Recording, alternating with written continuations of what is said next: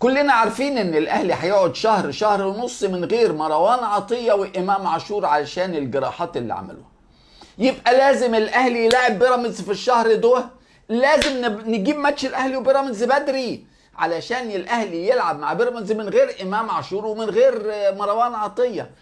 طه عزت مش سهل، رابع ماتش على طول للنادي الاهلي مع بيراميدز، عارف كويس قوي بيعمل ايه.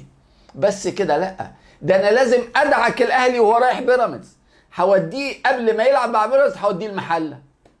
وايه، هلعبه الساعه 5 الظهر في عز الحر في اغسطس علشان افرهده، ويبقى في اصابات ويبقى في انذارات ويبقى في ايقافات ويبقى في نتيجه مش كويسه وجمهوره يتوقف ويلعب يعمل كل اللي هو عايزه طه عزت قبل ماتش الاهلي وبيراميدز. اما الغريب قوي ان هو عنده طبعا الزمالك اغلى كتير من بيراميدز، فيجي قبل ماتش الزمالك وبيراميدز اللي هو في الاسبوع العشرين يودي بيراميدز قبل الزمالك فين؟ في المحله برضه.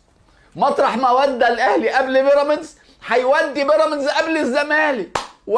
ولد طه ده الصدفه عنده مترتبه، محدش يقدر يعمل لك صدفه اكتر من طه عزت، واحد من الناس اللي افسدوا الدنيا. يا كل ده عشان خاطر الننوس والنسانيس